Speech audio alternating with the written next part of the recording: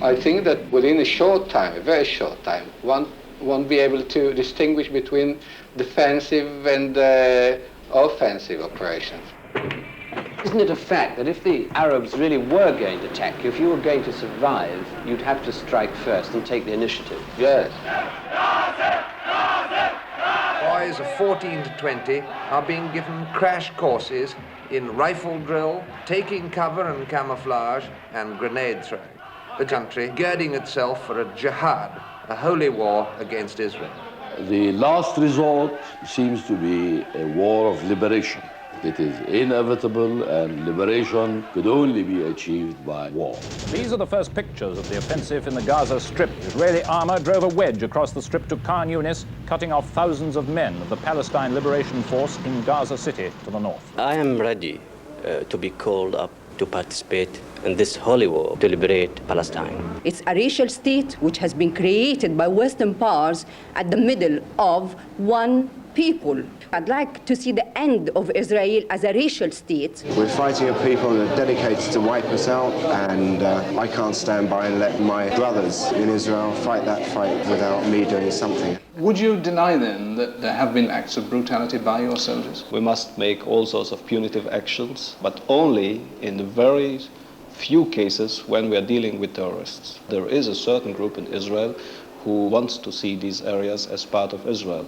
This is not the official stand. You feel that you shouldn't give up the land you've taken over? At this time, no. I feel we have to stay here. What do you think, General, finally, the next 2 weeks could bring? Very hot summer here, you know. I don't know.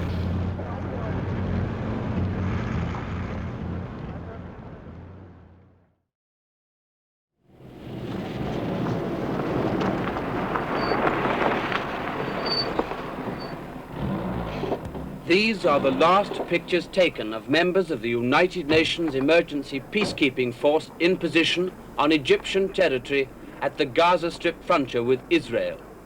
We filmed them last Friday afternoon, the 19th of May, the time 2 p.m. 2 hours and 5 minutes later, the UN posts were deserted. On instructions from Secretary General Utant, the UNEF force hastily complied with President Nasser's get-out-of-my-way demand. And the Middle East was plunged into its most serious crisis since the Suez War in 1956. Only one reaction seemed possible, a question. Could peace now be maintained? Or, perhaps more accurately, could war now be averted?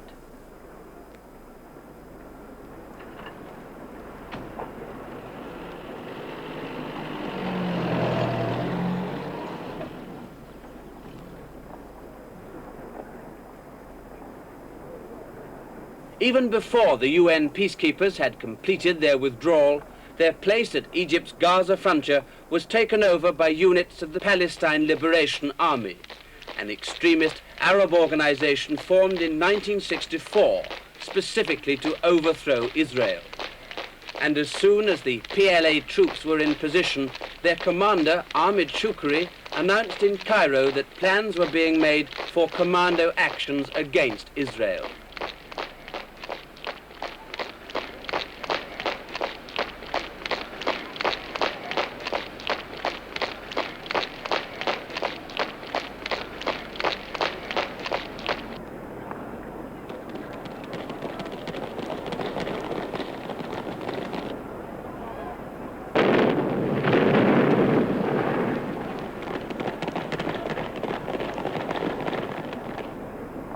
In the faces of the people of Israel, there was not at first any outward sign that they were worried by the news that almost the entire Arab world had mobilized and was ready for war.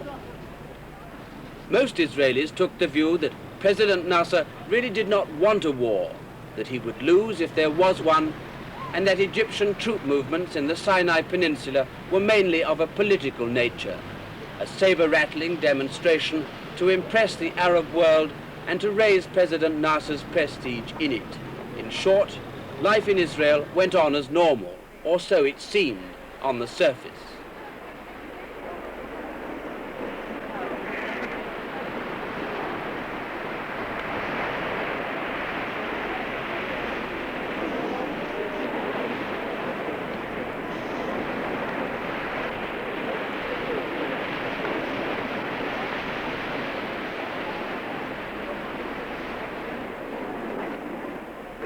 But away from the public gaze, quietly and almost secretly, the nature of the appropriate measures that the Israeli government announced it had taken was far more urgent than the majority of even the most informed Israelis supposed. On Saturday, the hospitals here were emptied. All but a few of the most critically ill patients were sent back to their homes to make room in the hospitals for the casualties of war, if it came. By night, Tel Aviv and Israel's other main cities seemed to be as carefree as ever. The talk in the clubs and bars was of wine and food, not war. But in the night, on Saturday and Sunday, about 50,000 Israeli reservists were quietly called up. The call-up was carried out after dark, so as not to cause panic. Because of the large numbers of reservists involved, the call-up stretched into daylight on Monday, and it was only then that the Israeli government admitted officially that it was concerned enough about the situation to call up reservists.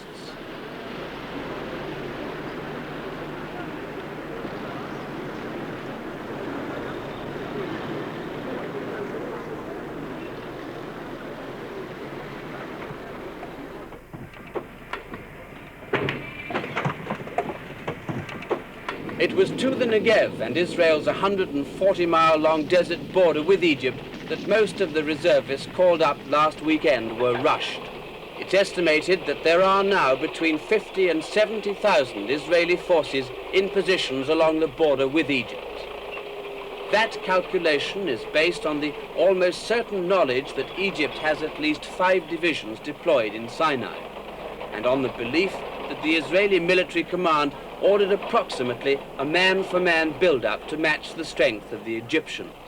From my talks with Israeli reservists in the field, I gathered that most of them feel now that the fight, if it comes, will not be anything like as easy as it was 10 years ago.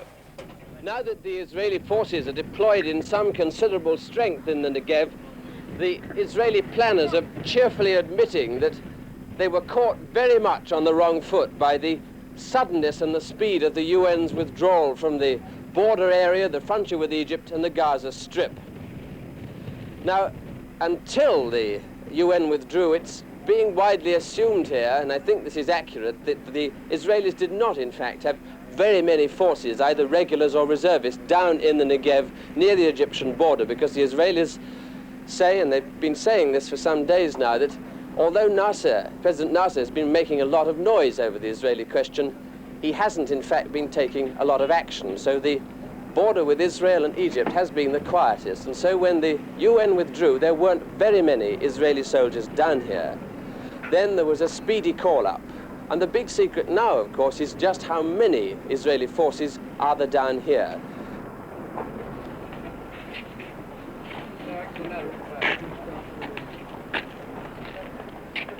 Are you a full-time soldier? Are you a regular, first of all?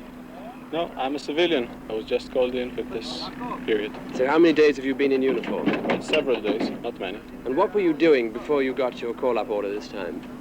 Well, that evening I was playing chess with a friend of mine, but generally I'm an economist. I work in an Israeli phosphate company. Are you married? Yeah. Jim? You have some children? No, not yet. What did your wife think about you coming to fight? Or possibly coming to fight? Well, I don't know what she thought because it was quite sudden, but she didn't like it, I can assure you that.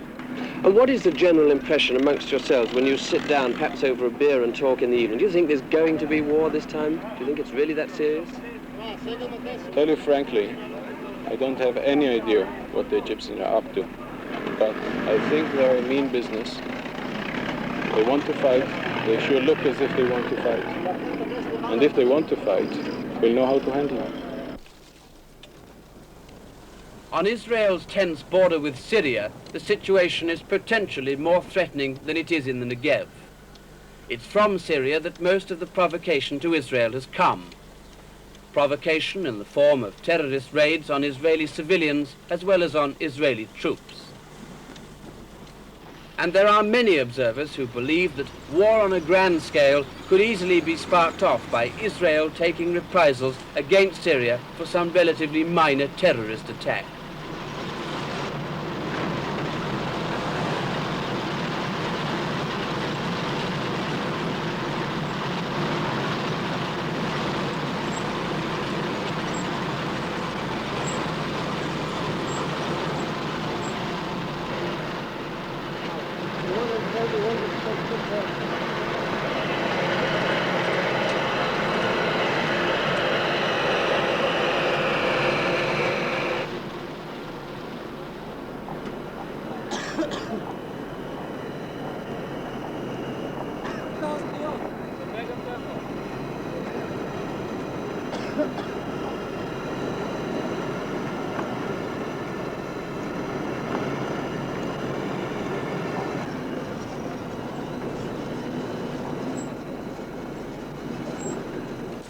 As most observers see it, the only real difference between the situation today and the one that existed 10 years ago is that the terrorist attacks in 1956 were coming from Egypt, and particularly from the Gaza area. Then, one of the two main Israeli objectives in the Sinai campaign was to destroy Egyptian terrorist bases.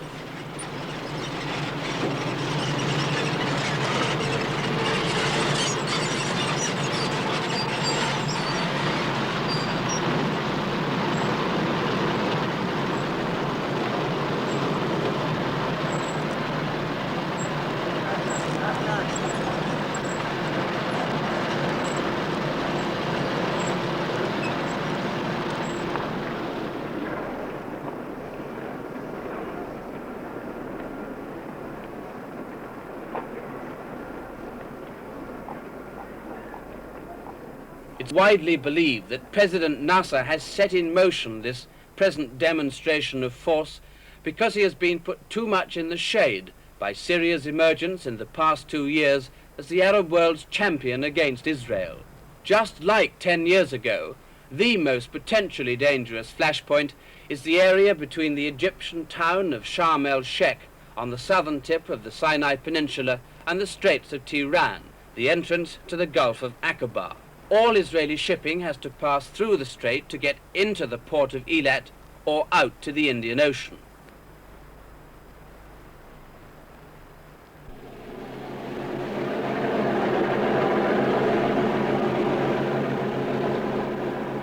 Early on Monday morning, I joined one of the Israeli motor torpedo boats on patrol in the Gulf.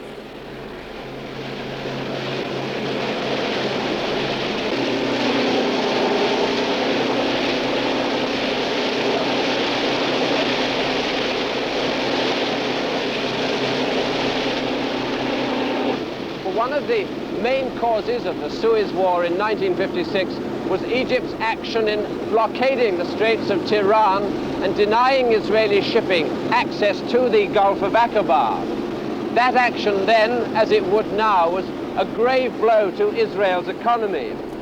Israel hit back, of course, in 1956 by overrunning the whole of the Sinai Peninsula. And then the reopening of the Gulf to Israeli shipping was one of Israel's major trophies of the Suez War. After the war, and when the Israelis had withdrawn from the Sinai Peninsula, the job of keeping the straits open and so giving Israeli shipping access to this Gulf was taken on by the United Nations Emergency Force. Now, of course, that force is gone.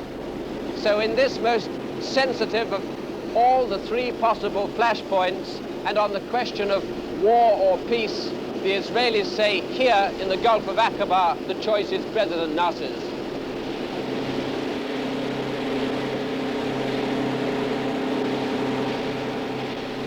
On Monday afternoon, President Nasser himself gave what seemed to be at first sight an indication of his choice.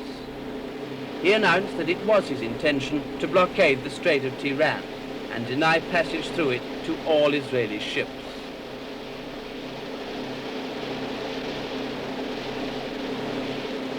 At the time I recorded this report, President Nasser had already gone most of the way to proving that this was his real intention. By Tuesday afternoon, it was reported that Egyptian destroyers, with submarines in attendance, and with the help, if it was wanted, of shore batteries from Sharm el-Sheikh, Egypt had put the blockade into force. A few hours before President Nasser's blockade announcement, I talked to General Dian, the man who masterminded Israel's invasion of Egypt in 1956 and commanded the Israeli troops in the field. General Dian, it seems to many people that there's almost an exact parallel between the situation that exists now and the situation that existed in 1956, with the possible exception that most of the terrorism is coming from Syria this time rather from the Gaza Strip and Egypt. No, I'm afraid that this is not the fact. Well, to begin with, I doubt very much whether England and France would go with Israel together now in comparison with 56. And then the major and the main difference is that in 56, as far as we are concerned, Israel, the state of Aqaba, of Eilat, were closed for some 5 years. And the problem for us was to open, to secure free navigation. Now it's the other way around. There is a free navigation, and it's the Egyptian problem now to change the status quo and to close it.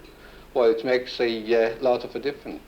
There is no question that this is not only our right to enjoy freedom of traffic, of navigation to our port in Eilat, in Aqaba, but also that it's absolutely impossible for Israel to stay and a long time without it. Now, looking at this situation generally, there's a fantastic build-up of men, of weapons, £1,000 million worth of weapons. Every war machine, or the Arabs' war machine, the Israeli war machine, they're all ready for action. And yet nobody really seems to believe that war is going to happen. Are people being too optimistic thinking this? No, no, no. I think that just because of the fact that two big military machines are facing each other, I don't think that will bring to a war. No incidents will lead to a war. It's not like the Balkan in the First World War. I think that just the fact that so many tanks or hundreds of tanks are on both sides of the border, this is not a dangerous situation. The problem is a political one, like whether the Egyptian will let or not let Israeli ships going to Eilat, and also the terror and the sabotage coming from Arab countries. Not of necessity the forces on both sides of the frontier. But you really don't think that a seemingly insignificant little incident could spark off the whole thing? No. This war will not start by sergeant giving the wrong order. Nothing like that. But what about if there was tomorrow some sort of terrorist attack on civilians from across the Syrian border, an attack on Israeli civilians? Well, then, in itself a minor thing. Then it will be up to the government of Israel to decide whether they take retaliation action or not. And it will have nothing to do with the fact that so many tanks are in the desert facing each other. It will be a sheer governmental decision. But isn't it a fact that if the Arabs really were going to attack you, if you were going to survive, you'd have to strike first and take the initiative? Yes, well, I hope so. I hope so, and I think that then within a short time, a very short time, one won't be able to distinguish between defensive and offensive operations. One is started, and that's that. All our Air Force and our armor and all the other mobile forces will be in. And I hope that our country and our forces will take then the initiative after it starts. Can I ask you for your own assessment of the present political situation? Do you think that do you think, first of all, in the long term, that war is inevitable one day to solve this problem? No, not at all. I think that both that Nasser knows that even now Israel is much, much stronger than his forces or all the Arab countries together forces. I have no doubt about it. And I think that Nasser knows that too. And that is to say that if he starts war, he's going to lose it. And secondly, which I think is very important, that Nasser is still in the position not to make war. That is to say, to stand and repulse the pressure coming from other Arab countries and probably also from inside Egypt. He's strong enough to resist that.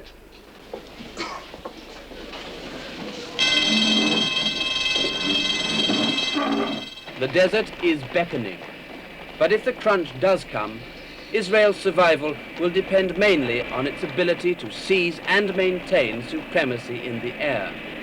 The Israeli Air Force is equipped almost entirely with French aircraft, Mirage fighters and Mystères. The Arabs, particularly Egypt and Syria, operate with all Russian aircraft, the MiG range.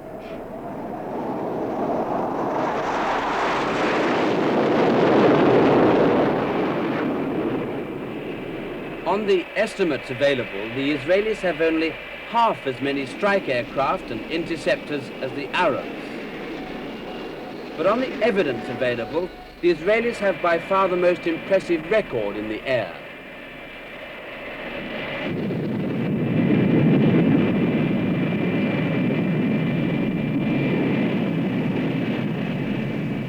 What do you think, General, finally, the next 2 weeks could bring? Very hot summer here, you know. I don't know. Probably in the desert especially, if you see what I mean. Would you be very surprised if we went through the next 2 weeks without a major war scare? No, not at all. It'll be very typical for the Middle East, you know, just to wait and see.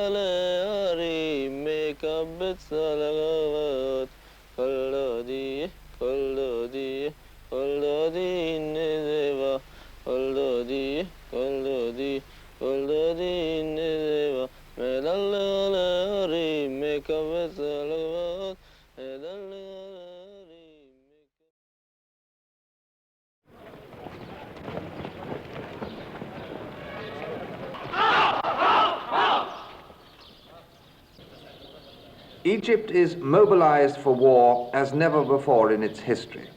The whole population is ready to go over to a war footing. President Nasser rules by decree. الجماعة الأولانية لما تضرب الصفارة الأولانية هتتحرك بسرعة لمكانك وهتعمل المضخة وبعدين تدور ورا الخط.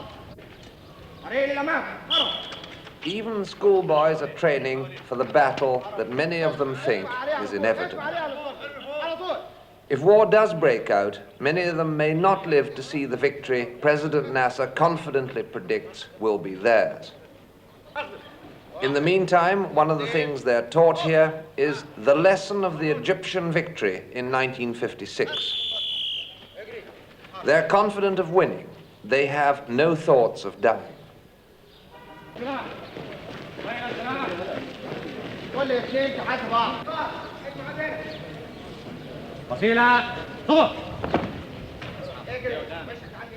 In secondary schools all over the country, military training has been intensified in the past fortnight. Normal classes have been cut short, and boys of 14 to 20 are being given crash courses in rifle drill, how to combat rumors, how to deal with parachutists, taking cover and camouflage, propaganda, and grenade throwing. James Bond films have been banned from Egypt's cinemas, in case the audience thinks Bond, called an imperialist stooge here, is a hero. The James Bond cult has no place in a country girding itself for a jihad, a holy war against Israel. There is only one folk hero in Egypt and most of the rest of the Arab world, and he is Gamal Abdel Nasser.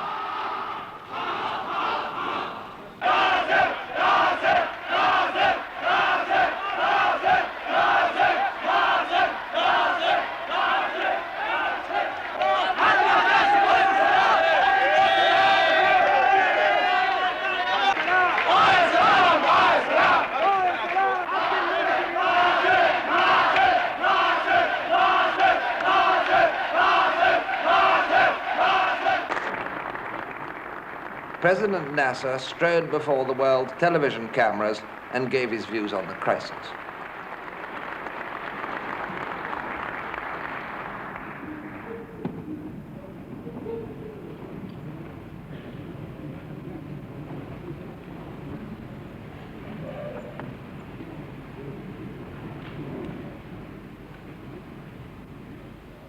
نلتقي اليوم بممثلي الصحافة العالمية والعربية. His answers at the press conference revealed the full extent of his determination, but they also made it quite clear that Egypt would not be the one to start the shooting. If Israel attacked and started a war, well and good. Egypt would welcome such a war. But for 75 minutes, he showed that he is a consummate, but above all, a canny politician. If anyone started a war in the Middle East, it would not be President Nasser.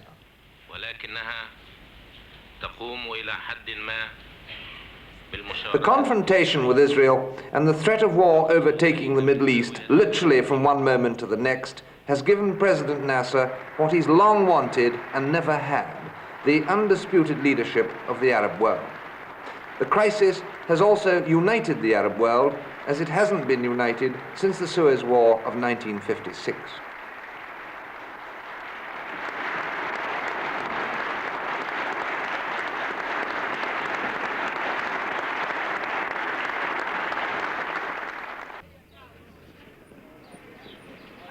Against a background of rising tension, the British diplomatic mission in Cairo issued a warning last week. The British consul advised all Britons in Egypt to leave the country as soon as possible. Those refusing to leave were told to stock up with tinned food, fill their baths with water for emergencies, and to watch out for air raids.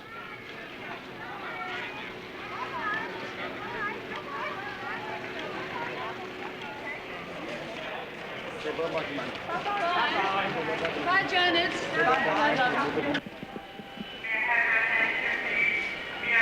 The departure of the British diplomats' families leaves only about 150 non-official British families left in Egypt. Of course, there are many thousands more scattered throughout Egypt, British subjects by birth, marriage, or naturalization. If there is a Middle East war and Britain intervenes, all of them will run the risk of internment or expulsion. The British mission itself decided to send home all wives with children under the age of 18. Wives without children and unmarried secretaries stayed behind. The scene irresistibly recalled the Suez crisis of 11 years ago, when the great exodus of Britons took place from Egypt.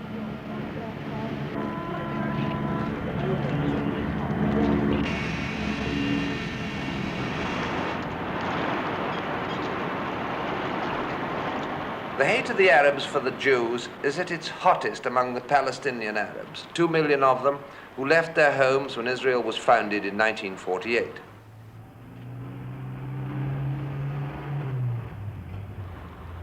After Israel, the main targets of Egyptian propaganda are the United States and Britain.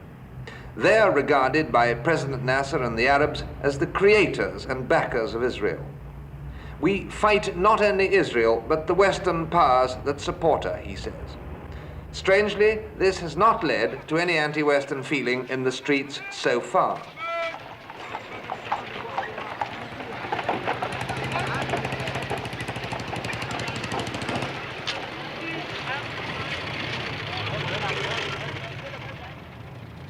But despite the anti-British feeling that could erupt in Egypt at any time, and almost certainly would if Britain intervened with force on the side of Israel, the small British community in Cairo goes its very British way. After service on Sunday morning, the small congregation has a glass of lemonade and a chat on the steps of the Anglican Cathedral.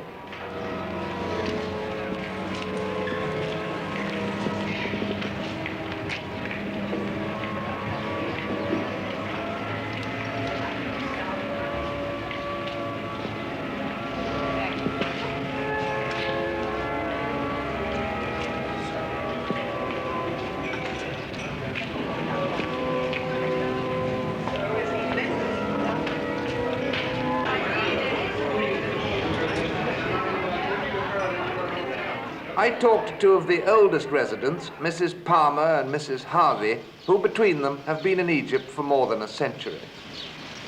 How long have you both been here in Cairo, Mrs. Palmer? Since 1913. And Mrs. Harvey?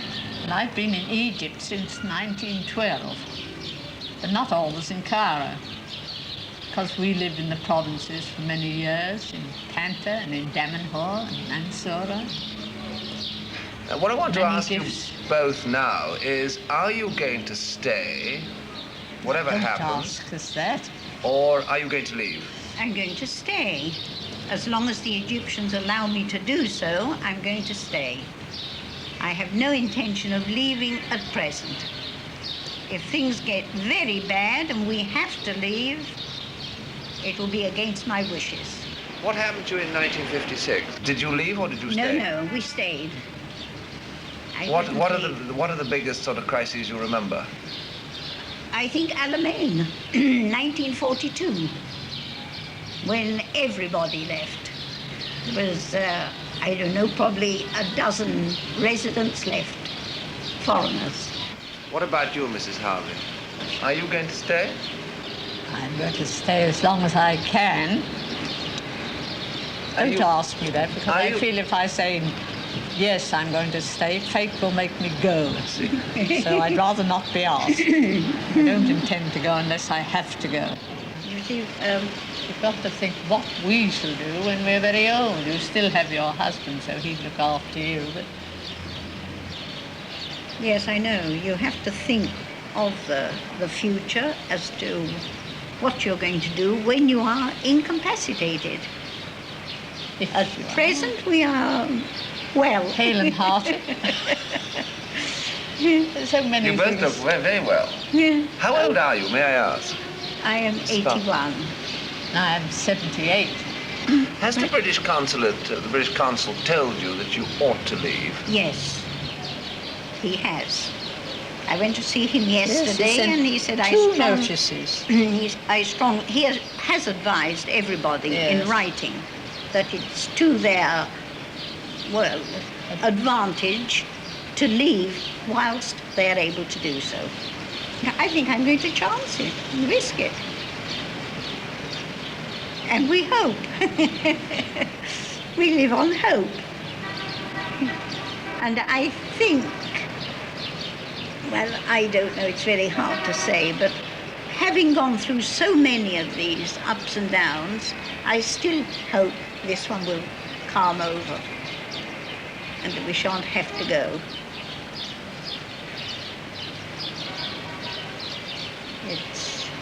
It's an unpleasant feeling, and you can't settle down to anything. I run this guild, the Cathedral Ladies Guild, where we have a bazaar every year, and we meet every Wednesday to continue the work, making things for the bazaar. Well, as nearly everybody has gone who belonged to the guild, I think there'll be about 4 will turn up on Wednesday. You can't see the future, you can't tell the future. Everything goes on from day to day. The most significant development of the week in terms of Arab unity came on Tuesday. King Hussein of Jordan, usually called a Western stooge and a CIA agent by President Nasser's propaganda services, flew to Cairo to sign a 5-year mutual defense pact with Egypt. The occasion was as great a political victory for Nasser as it was a defeat for the West and Britain. In the event of an attack by Israel on Egypt, Jordan will come to its aid and place its British-trained and British-equipped army under Nasser's command.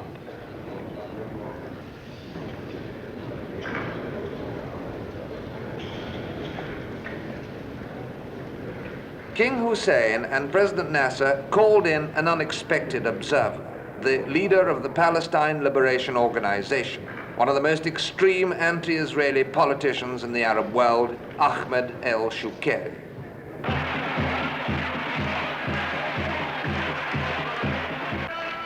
In a nation of fiery orators, Shukeri is one of the most compelling. As the spokesman for 1 million Palestine refugees, he's fanned the flames of hatred for Israel with unflagging energy. The night before the signing of the defense pact between Jordan and Egypt, he addressed a national union rally in a poor quarter of Cairo. Thousands turned out to chant and cheer in well-orchestrated chorus.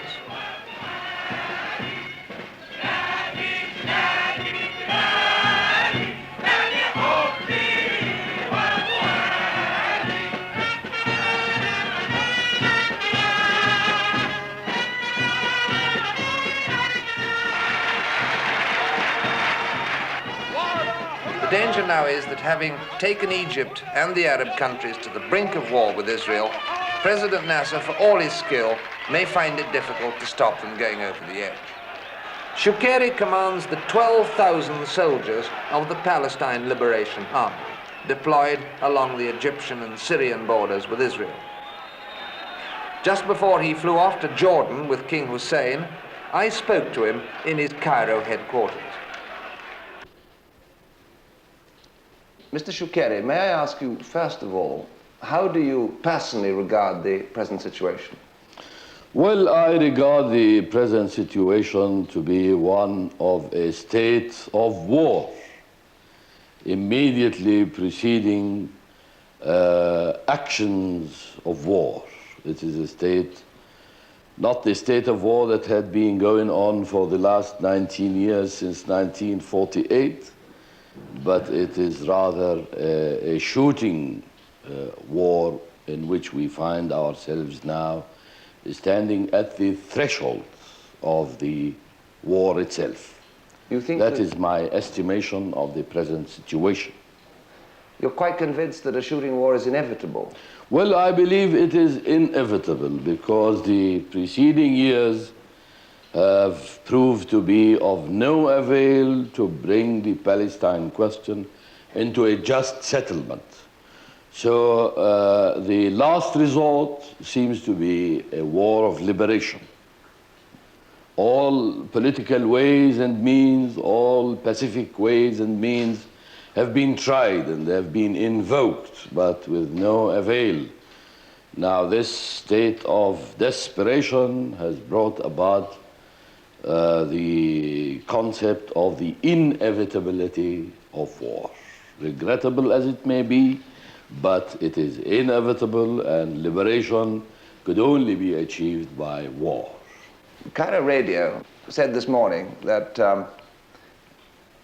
the Arab world had Israel by the throat, by the windpipe in the Gulf of Aqaba, and that it was strangling it. Now, any man who's being strangled is bound to react violently, isn't he? Definitely, but to act violently, Israel should feel confident that they are supported in acting violently by the United States and their allies.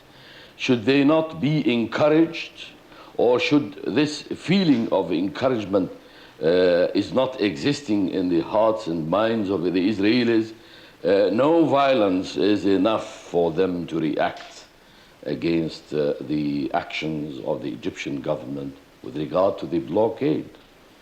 I mean, the feeling of danger is one thing, and the ability to react is another thing. I do not believe the Israelis would react in one snap of a finger without the encouragement and rather the instigation of Western statesmen, and particularly President Johnson of the White House. So it really depends upon him for the Israelis whether to move and to take any action or to stay at standstill. Do you think that the Arab world is capable militarily of defeating Israel? No doubt about that. We are capable militarily to defeat Israel, and Israel left alone would be defeated in few days. Israel has been established by Western policy. It is made viable through the economic and military assistance of the West, led particularly by the United States, and let alone, Israel no doubt would be vanquished the next day. In 1956, of course, this wasn't the story, was it? It wasn't the story because there was the tripartite aggression. But even before the Suez landings, Mr. Shukeri, the Israeli forces in fact defeated the Egyptian forces. No, no, no. This is a fallacy. This is a historical fallacy. The Egyptians were never defeated. They had withdrawn because they knew of the tripartite aggression, and even the news about the connivance of Great Britain and France had leaked before the military operations have actually started.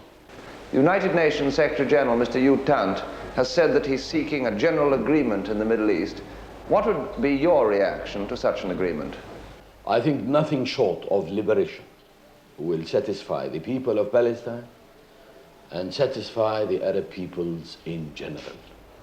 You say liberation, do you mean war? Well, I mean war, definitely, and liberation has never been achieved except through war. I know of no liberation movement that had been able to achieve its ends without a war of liberation. What's going to happen to all the Israelis then? Well, the Israelis would go back to their homelands.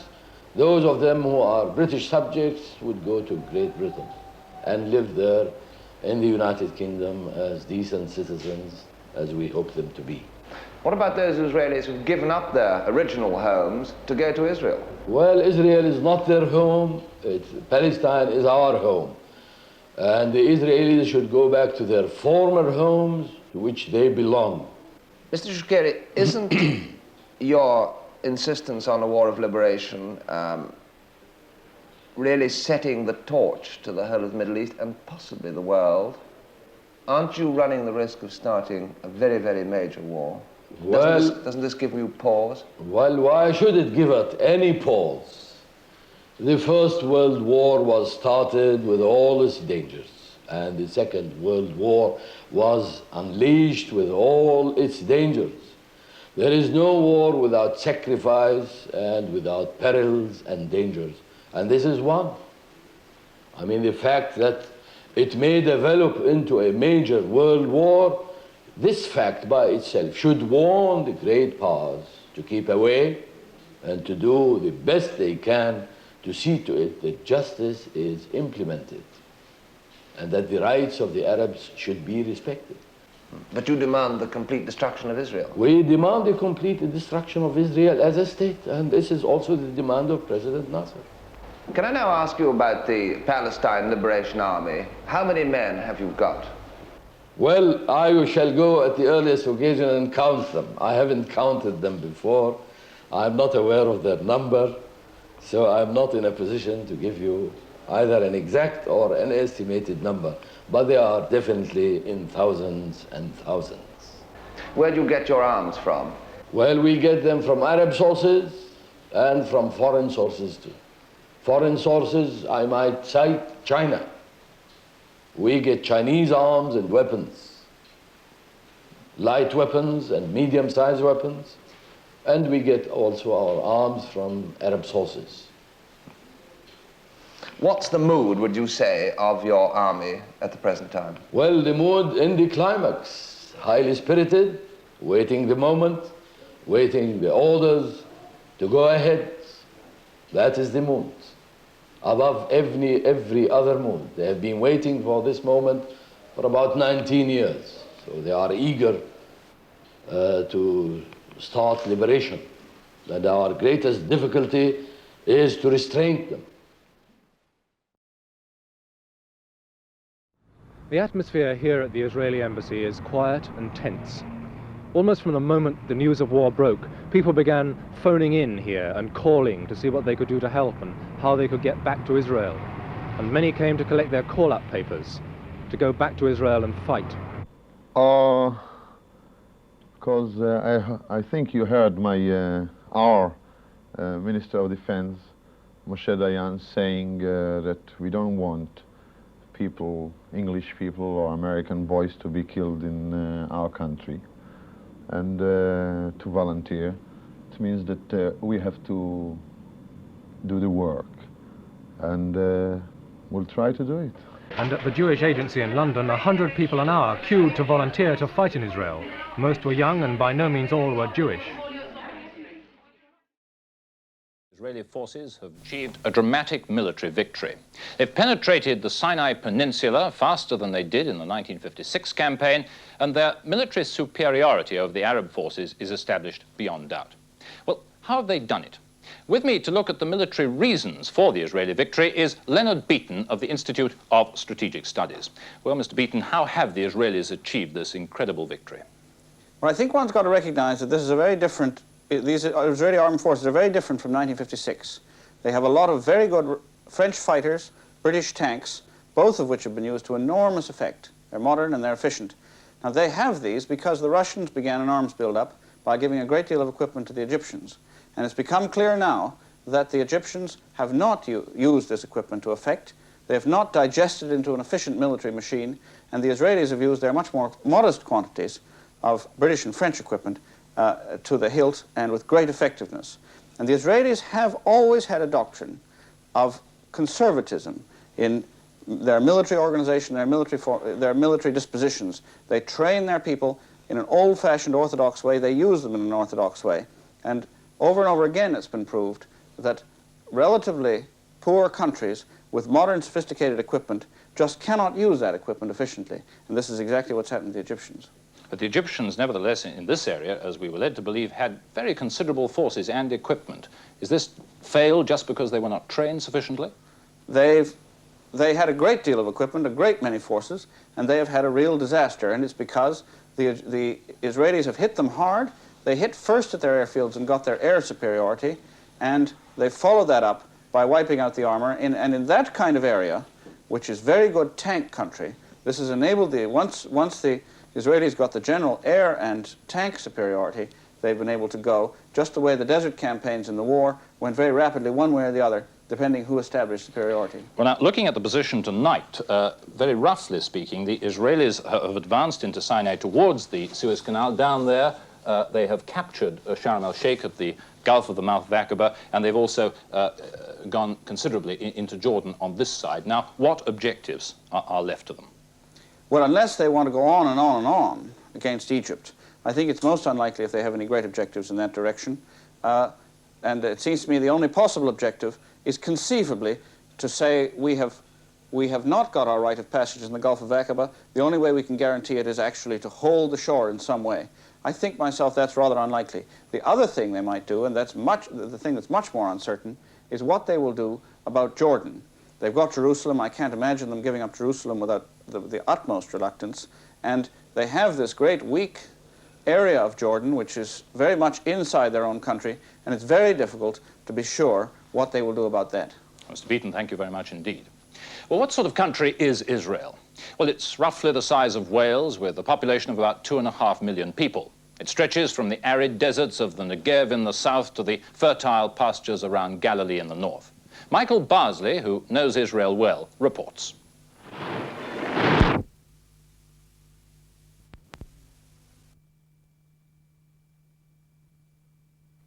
A correspondent of the Daily Telegraph. Brigadier Thompson, there are two attacks going on at the moment. One from Syria in the north, and a counterattack down there from the Suez Canal, which is reported into Sinai. Now, what chance do the Arabs have, and are the Israelis worried? Well, take the north first. The reports from there are very indefinite and confusing. The Syrians have claimed to have occupied the plain of Hula, north of the Sea of Galilee. The Israelis up to now remained on the defensive there, but an unofficial Israeli dispatch today claimed that the Syrians were retiring towards Damascus under heavy air attack. If the Israelis take the offensive up there, I feel they will probably do so around the Syrian southern flank through Jordan. Now, down in the south, we have much more definite information there. And the southern situation at this moment seems to me to depend on two factors. First of all, the air factor. Up to now, since the beginning of the successful onslaught by the Israeli Air Force, the Israelis have had the air on their side. But the Egyptians report that air attacks have been made in support of their troops against Israel armor, and that reinforcements of MiGs have been brought in from Morocco and from Algeria. The other big factor is the logistic one, because now the Israelis are at the end of a very long line of communication across the desert, and the Egyptians, of course, are far nearer their main bases and their main airfields. We don't know exactly the situation, but the Israelis are probably short of petrol. Both sides may well be short of water, because the Israelis are in small forces of Israelis anyhow, are between the Egyptians and the canal. And this applies to ammunition and everything else. My own guess at the moment is the way the battle has gone, that the counterattacks are really in order to disengage and allow the Egyptian forces to withdraw as much of their equipment as they can across the canal. Now, if this turns out to be a really long war, it would seem that possibly the Arabs have got it on their side, because they've got enormous manpower reserves, which the Israelis have not got. They're fighting on home ground. And also, of course, as you've just mentioned, the Israelis have got to maintain these very long lines of communication. Yes, well, I don't think that the manpower matters particularly. The thing that matters, I think, in a long war is the Israeli economy. They cannot remain mobilized for very long periods of time, and therefore they want to seize all the strategic ground that they need for the defense of Israel, so that with the minimum of forces. And can they hang on to that ground, though? Well, this I think they probably could if they get it. They've got most of it now they require. The only part they haven't is the high ground overlooking the plain of Hula in the north. Brigadier Thompson, thank you very much indeed.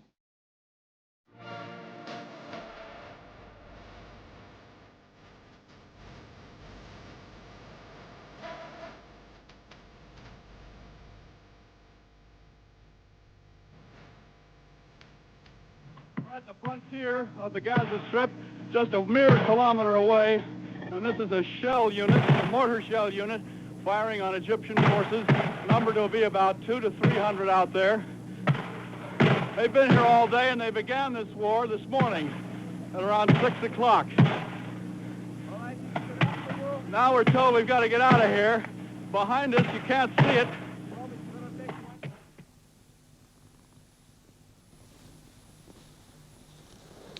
Hello, good evening. It's just over 60 hours since the long simmering Middle East crisis boiled over into full-scale war.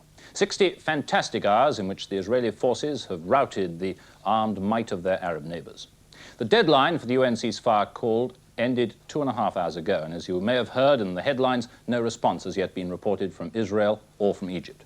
So tomorrow may be day 4 of the war. Tonight, we're going to look at some of its repercussions, both in Israel and in the world outside. But first, let's go back to the Gaza Strip soon after the fighting began on Monday. Among the reporters there, Bob Young of the American Broadcasting Company. We're not sure what's going to happen here. We've got shells bursting about 200 yards away from us here, and we've just finished visiting the kibbutz. It was very quiet then. We looked at the only casualties of this war so far in this town, and they were 20 cows. Fortunately, no adults or children were hurt. Most of the children are now in a bomb shelter. They're joined by their parents, and they've been there all day with their coloring books, and we talked to one of the ladies in charge. Did the children hear the attack this morning, the guns? We've heard noises. Yes, they heard some noises. How did they take that? Did they get frightened? They came with us. Each person knew which children to bring down here. We knew beforehand what to do in case we heard a noise, and we did it. This was a bomb shelter built for this express purpose. It was. Yes, it was. So you always had the feeling that maybe sometime you'd have to use it. They're normally shut, but as soon as there's anything, they're open and cleaned. And I see. so we knew. How long do you think you'll have to stay down here? Today? I don't know. Children are very tired. I don't know. We've been, I think 11 hours about now. It's about 5 years. Then you'll bring them out, or will you keep them here overnight? If we're told that there's not danger, they'll go and sleep in their children's houses. And what are you told now? Is there I haven't heard anything. Right now, yes, we can hear outside. A few hours later, in the Gaza Strip, the Israeli offensive gathered momentum, a pace which seems to have been maintained and indeed even increased today, day 3 of the war.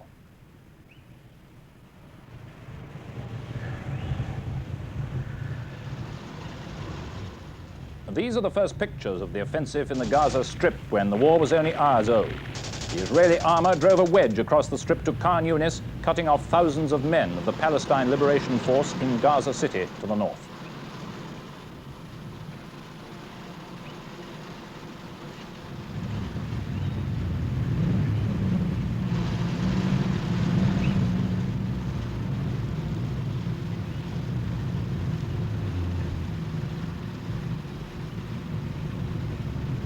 With the spearhead of the Israeli force was Alan Hart.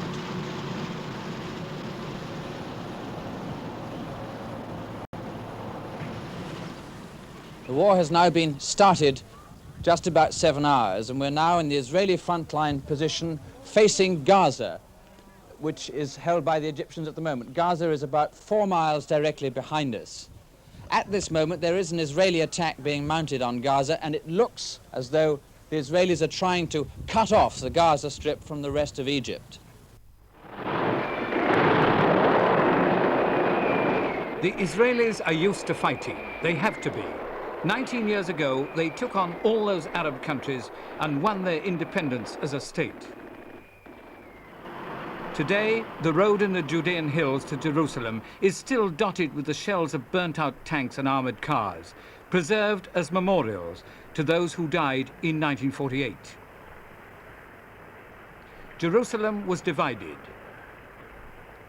The Mandelbaum Gate gave the only access, and it was one way, Jordan to Israel only. Now it's a thing of the past.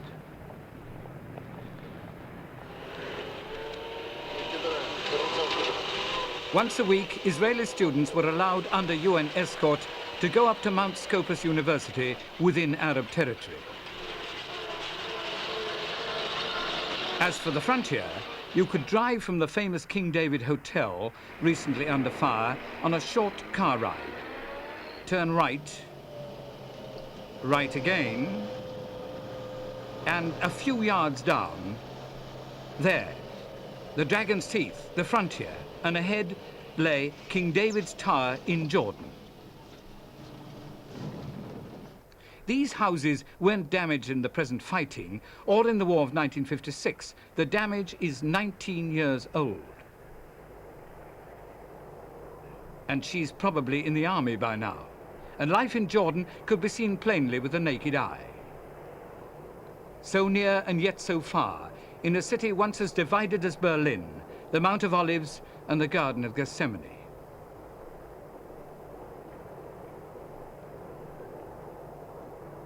The Church of the Dormition on the Israel side was badly damaged in Monday's fighting.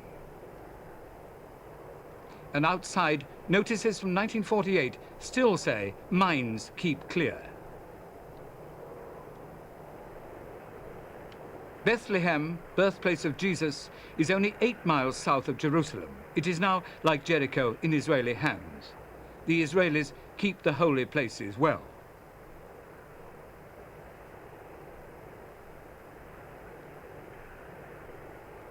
It's up in the far north, on the Syrian border, that the going may still be tough. This frontier guard, no special posing here, sat by the roadside near Dan, his book, the Bible in Hebrew. And not far from here is a monument to Israeli soldiers killed by the Syrians. Here, the River Jordan, already harnessed by Israel to water the desert, begins its course. According to the latest reports, this area has been a battlefield. It has borders with both Syria and Jordan. But a few days ago, before the fighting, these Arabs proved by their continued presence that they preferred to live in the state of Israel. 250,000 Arabs have proved it.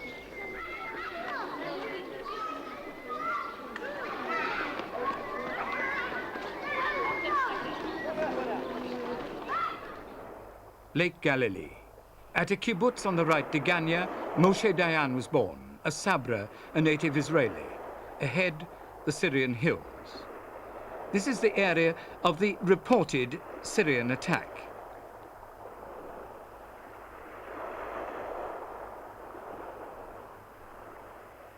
By the lake, the Church of the Beatitudes, where it is said the Sermon on the Mount was preached.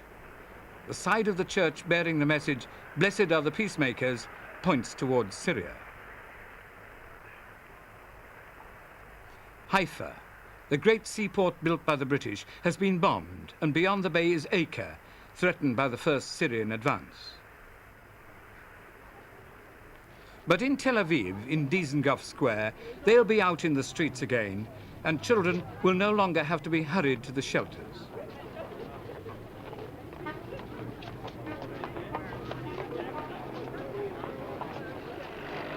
The Negev desert has a landscape like the surface of the moon.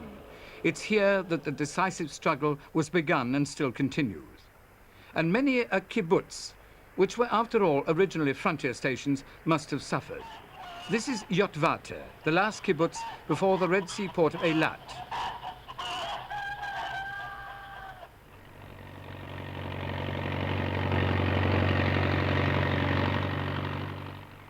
The precious water pipeline is just 3 miles from Jordan.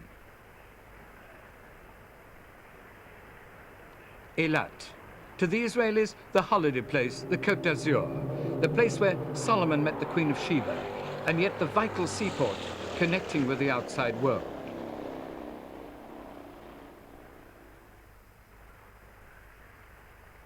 All these places have been defended by the Israel Armed Forces, men who come from as many as 70 different nations.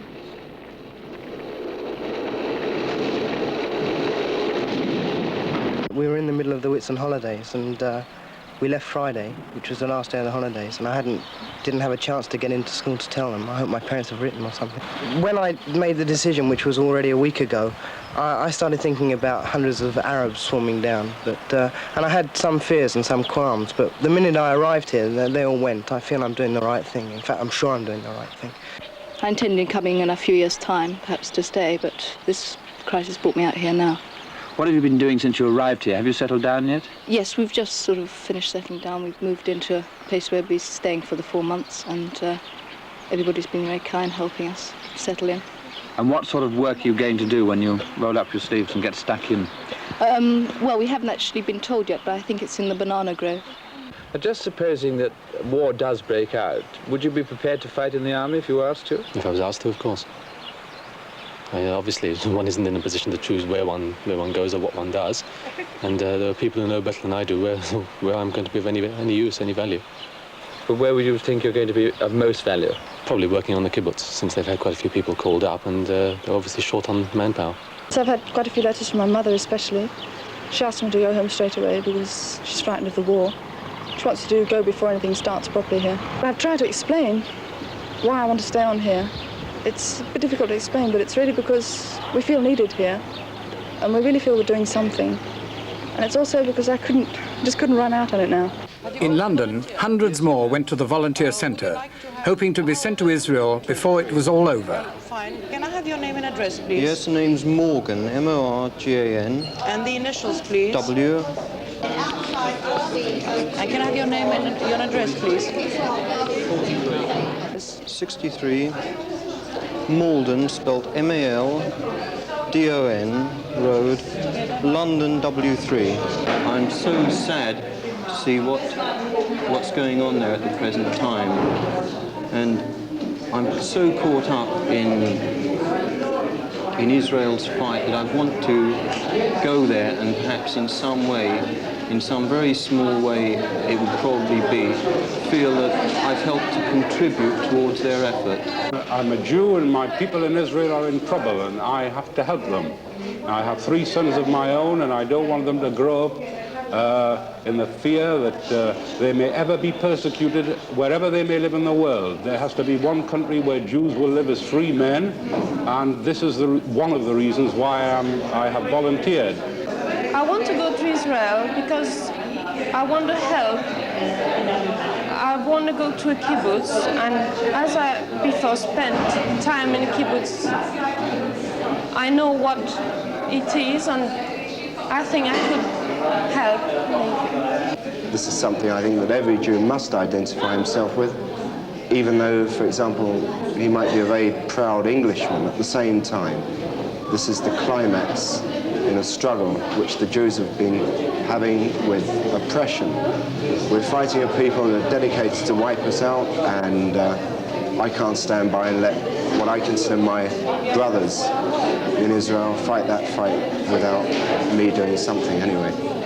This is a big wrench for me, as you can understand, but it is something which every decent Jew anywhere in the world must do. They must come to support Mother Israel. If I may say, as our rabbi said, Rochil Mavako al Boneho. Rachel cries for her children, and her children this time will answer her.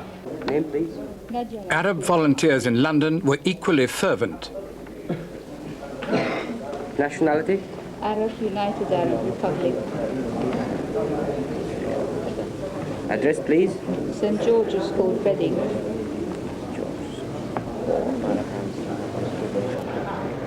Volunteering or blood donating? Both. Both. Thank you very much indeed. Next, please. صالح مجيد من العراق. Iraq. نعم. Address, please. 2A Stern Street. 2A Stern Street. W12. Volunteering or blood donating? Both, please. Both. Thank you very much indeed. Next, please. Country? Sudan. I am ready to be called up and go to the Middle East to participate in this holy war with my brethren in Egypt, Syria, Jordan, to liberate Palestine. I am ready to serve my country.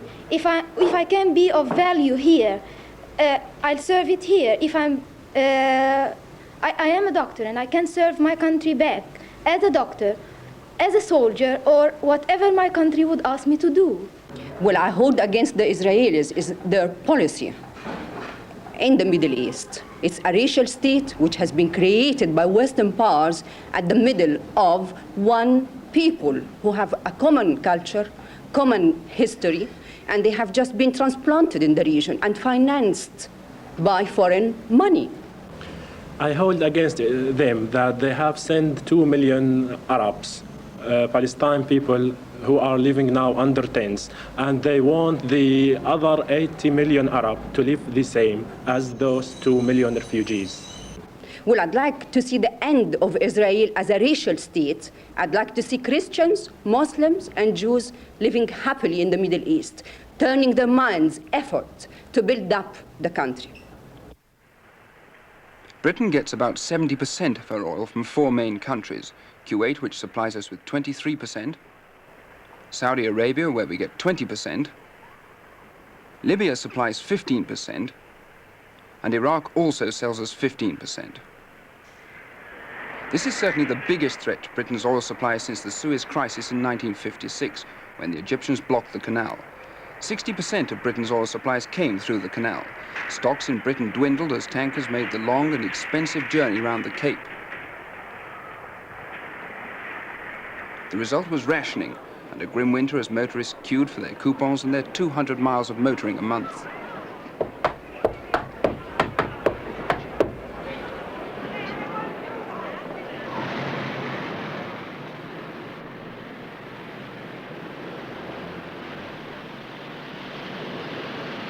The government has made plans for rationing this summer, but says it won't be necessary. But could scenes like this be repeated? I spoke to Christopher Tugendhat of the Financial Times. Mr. Tugendhat, how real is the possibility of oil and petrol rationing? It's very difficult to say at this moment because the reports coming out of the Arab countries are so unclear, and also the Arabs themselves might change their minds at almost any moment. But at the moment, anyway, it doesn't look very likely. Some of the countries have decided to cut off their supplies to Britain, but they've singled out Britain, and this simply means that we can buy a bit more from other places. Well, what stocks of petroleum do we carry in this country? This, too, is very difficult to say because, as we've seen with the Rhodesians, it is very difficult to estimate oil stocks, and it is, of course, a security secret. All the indications are that we've probably got over 3 months' supplies. This is partly because we always do maintain strategic stocks in case of an emergency. Also, of course, we had a very mild winter this year, and so a lot of oil which was imported to be used during the winter hasn't been used. So we're far better off than is usually the case. Who'd feel the pinch first? Would it be industry, the railways, or would it be the car driver? To some extent, of course, this is up to the government. I think probably the first person to feel the pinch would be the motorist, because when all is said and done, a great deal of motoring is luxury. I mean, in the sense that you don't have to go out on a Sunday afternoon, and also a lot of people use their cars to commute into the big cities when they could go by bus or by underground, so that we could, in fact, cut down our petrol consumption quite a lot without really impairing the economic efficiency of the country, whereas if we cut down the use of oil in industry, this could have an effect on the economy. So I fear the first person to suffer is likely to be the motorist. Even if the Arab nations were not prepared to cut supplies overall, if they were not all prepared to cut supplies, do you think we'll be faced with sabotage from Arab nationalists on dumps and oil pipelines? Yes, I do. I think this is quite a big possibility. And of course, oil installations are very vulnerable. I mean, these pipelines going over hundreds of miles of desert, it's very easy to blow them up, even though they are patrolled. And then the docks and the refineries and so forth stick out like a sore thumb in these places, and it would, I fear, be very easy to blow them up. What other sources of oil supply are there for Britain? Well, now, assuming for the moment that we can't turn to any of the Arabs, which is an extreme assumption, but let's make it, there are still several places. The most obvious place for us to turn to is Iran, Persia. Now, the Iranians feel very resentful of the way in which the Arabs took advantage of their misfortunes during the Abadan crisis, when Iran couldn't export and the Arabs just captured as much as they could. And the Iranians, I think, would be delighted to sell us as much as they could. It would be difficult for them to sell us that much more because of the limitations on the pipelines and the port facilities and that sort of thing. But Iran is one place. Another is Nigeria. Well, now, Nigeria has a lot of oil and could increase its production probably quite significantly.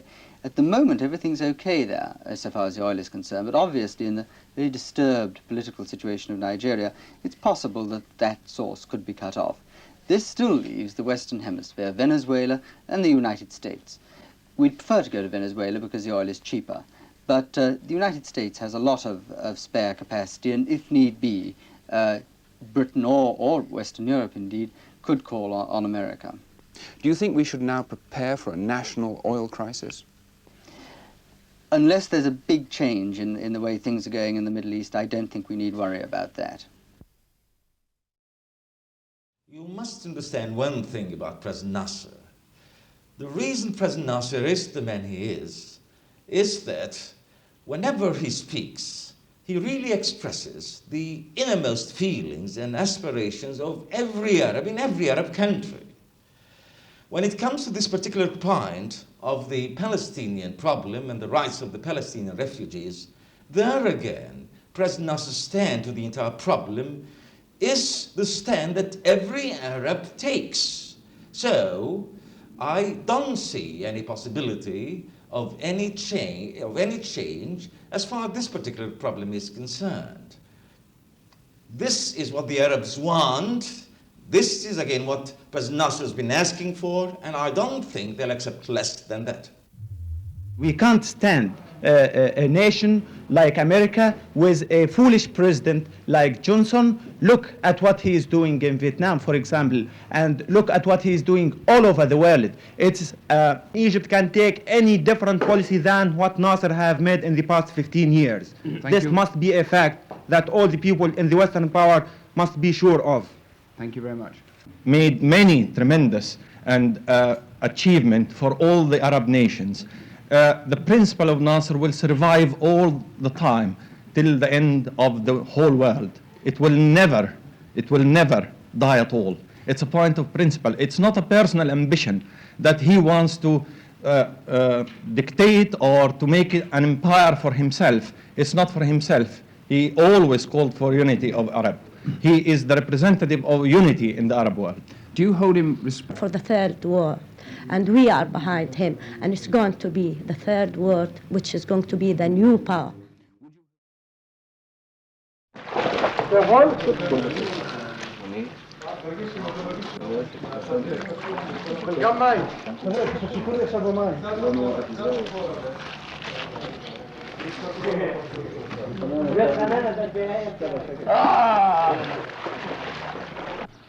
The Suez Canal. I am standing now on the Faradun railway bridge on the Suez Canal. Now, the bridge here was captured by Israeli paratroopers late on Thursday evening, Friday morning. It is a main strategic railway bridge. Well, now that the fighting has stopped, the fighting on the battlefields, the political diplomatic fight is now really hotting up.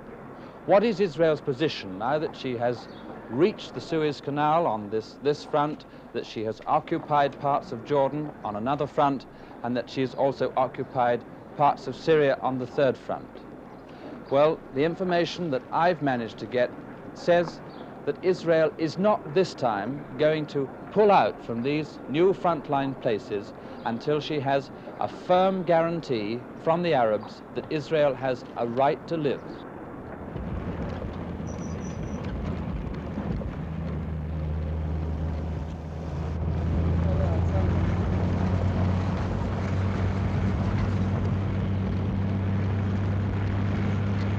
The wreckage of the Egyptian army was horrible to see, and from our observations, recorded on this film by my camera team Alan Downs and Hugh Thompson, the Israelis claim that they have almost totally destroyed the Egyptian Sinai fort seems to have been borne out.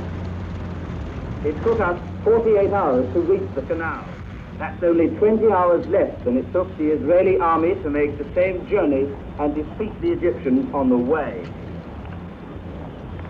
Mile after mile along the central axis, the same scene. It seems clear now that the Egyptian land forces in Sinai were defeated so thoroughly and so quickly because they had to fight without support from the air. In the whole of the Sinai campaign, the Israelis claim to have killed thousands and thousands of Egyptian soldiers and destroyed and captured about 700 Egyptian tanks.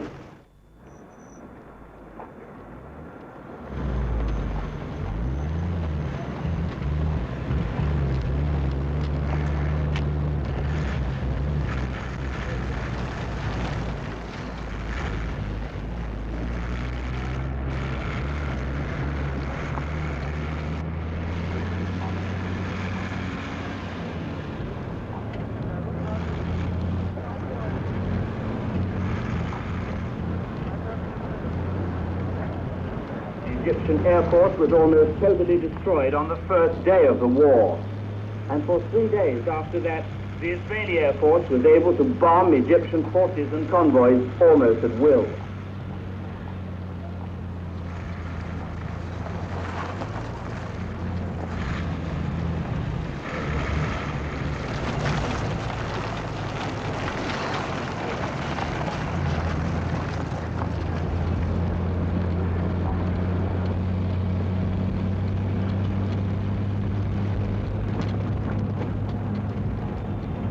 This is the only point on the central axis where Israeli casualties were relatively high. Here an Israeli convoy was ambushed. The convoy camped down here for the night close to an Egyptian tank that was thought to be abandoned. But in the night, the Egyptian crew returned to their tanks and shot up the convoy. Twice along the route, we were fired on by snipers.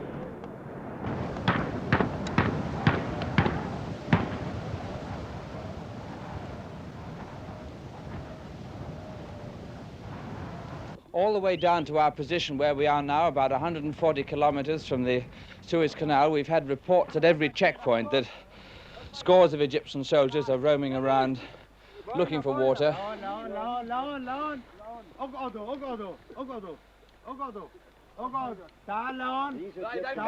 Israelis say there are still thousands of Egyptian soldiers wandering in the scorching desert. Mostly the Egyptian stragglers want only water, and some of them have shown that they are prepared to attack Israeli convoys to try and get it. The Israeli advance from the Negev to the canal was completed in 3 days. Israeli army units are now camped along the entire east bank of the canal, and from some of their positions they can see, through their binoculars, the whites of the enemy's eyes. Near the Suez Canal zone, I talked to the Israeli colonel who commanded the Israeli drive along the whole central axis. Has the speed with which you reached the Suez Canal here surprised even you? Well, it was a part of a plan to do it. Nasser promised 2 weeks ago a blitzkrieg. You know the German name of very fast. It could not advance. So we did it. I'm a bit surprised, yes, because I knew I have a good brigade. I didn't knew it so good. Can you estimate, Colonel, your own losses? In tanks, first of all? Well, yes, I've lost about 20 tanks. And casualties, I don't know exactly. It will be much more than I think now. I estimate now about 40 kills and about 80 injured. But right now, as we sit here and you look out at the Suez Canal, what are the feelings in your mind? No, it's the second time, so... Do you think you'll have to do it a third time? Oh, I don't think so, because it's my personal opinion. I don't think we have to leave Sinai again. I feel we have to stay here. Colonel? To stay here, to not, you feel that you shouldn't give up the land you've taken over? Not this time, no, not at all. But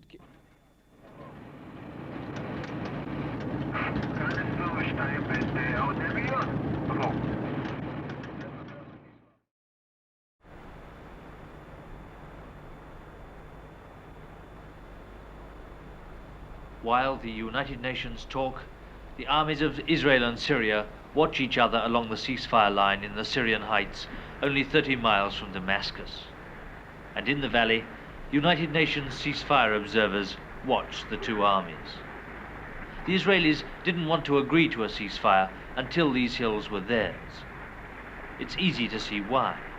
Before the war, the Syrians had a commanding position overlooking the northeast border of Israel. From these strong points over the years, the Syrians were able to shell and harass the Israeli settlements below.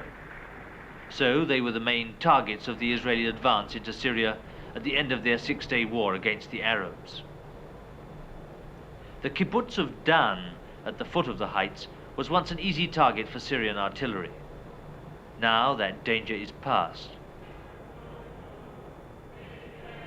On the evening I was there, the kibbutz choir was practicing, and the war seemed far away.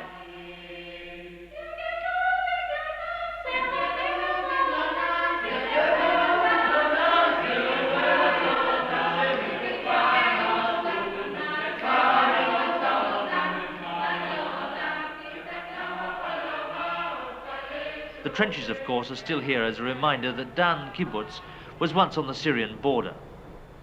On the second day of the war, some Syrian soldiers even tried to invade here. 8 were killed by the kibbutz defenders, and the secretary proudly showed me the arms they left behind. Vous voyez, ça, ce sont les armes que les Syriens qui ont attaqué le kibbutz, qui se sont approchés jusqu'à 200 mètres.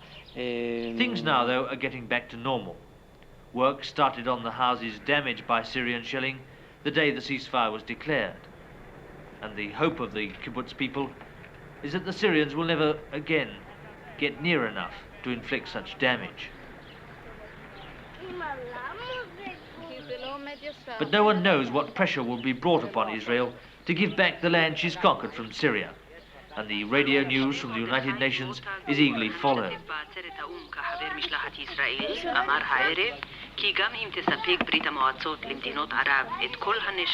The kibbutz dwellers would like the Syrian hills overlooking them to be made a demilitarized zone, or, failing that, to be kept by Israel. But, as with Israel's other frontier problems, the answer to that is still a long way off.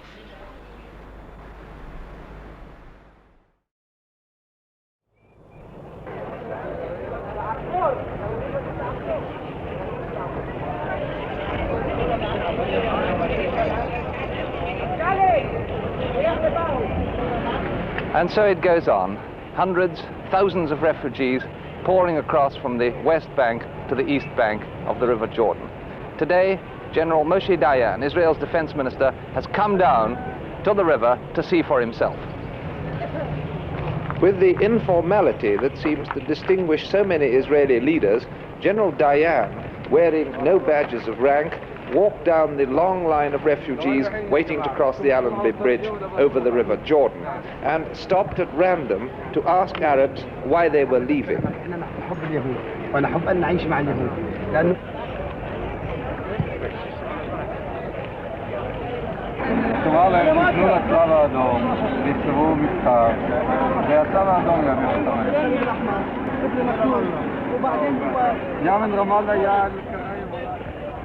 For their part, the refugees were not slow to put their views to Dayan. and despite the general's escort, the atmosphere seemed, on the surface at any rate, to be remarkably free of tension. I asked General Dian what he was doing to stop the refugees from leaving. I'm not doing anything to stop them by force. I don't think that anyone should stop anyone if he wants to leave the country. I'm trying to find out why they leave, and if they are scared or something like that, then to lift that, to ascertain them that there's no reason to leave. But if they do want to leave for a personal reason, then we do not stop them by force.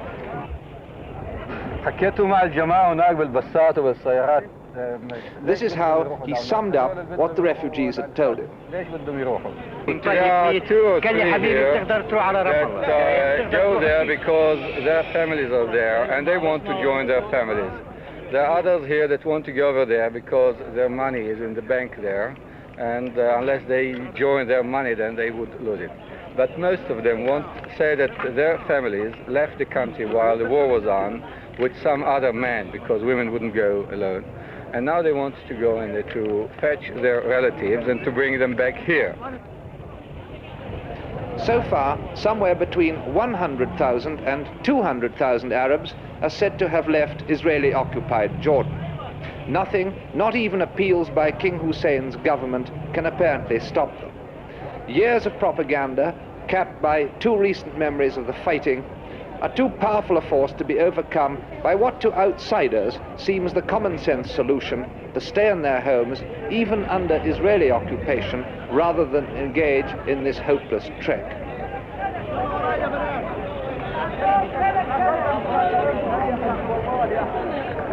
After his visit, General Dian said he was going back to Tel Aviv to request, or rather to order, that better facilities be made available at the bridge for refugees, those to include medical facilities.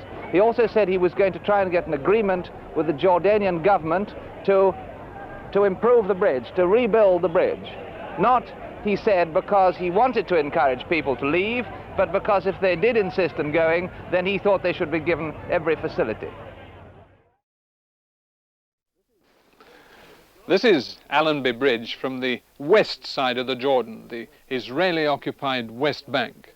A short time ago, reporting from the other side, the East Bank, which is still under Jordanian rule from Amman, I heard stories of ill treatment by Israeli troops on the West Bank here to force Jordanian families into crossing the river, to harass them into leaving their homes, crossing the river and becoming refugees, as an instrument, as a deliberate act of Israeli government policy.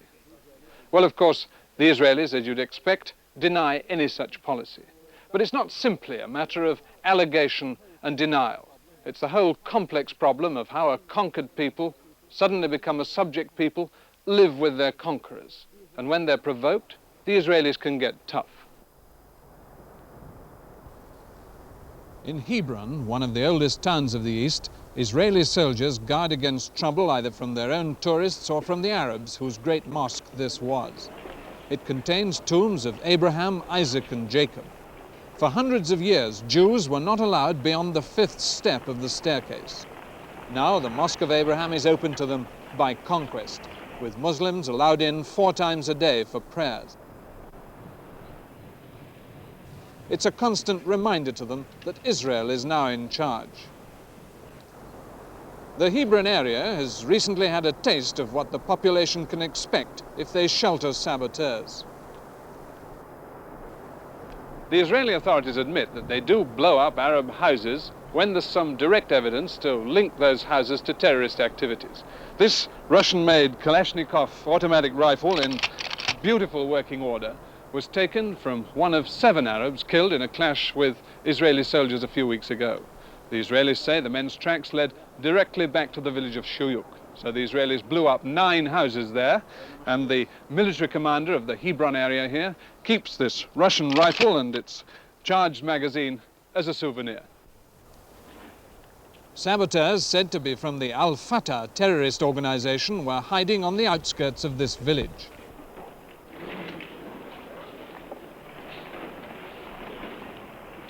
A guide showed me the cave where 7 of them died fighting Israeli troops. Next day, the Israelis blasted down 9 houses in a rapid reprisal. The Israelis say they now have 600 al-Fatah terrorists in their prisons. There are searches and curfews, and where a link is established, down go the houses. This farming village is El Hubela. It was here that 6 families I met as refugees at Karame camp in Jordan had their homes. They told me then that they had finally given in to Israeli attempts to get rid of them by ill treatment, searches and accusations that they were hiding weapons. I came to check their story. They were frightened people and they had left, but their story appears to have been exaggerated.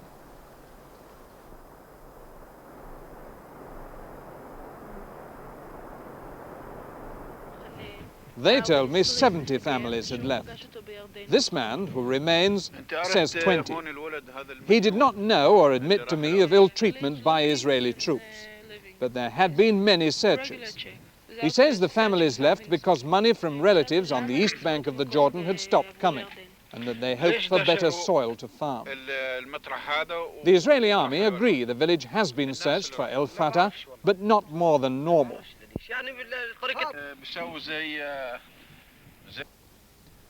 On the roads around the towns, the Israelis are trying to keep unemployed Arabs busy widening roads by hand. Machines would do it faster, but they want to provide the men with work and say the 12 and 6 a day they earn is more than most of them had before.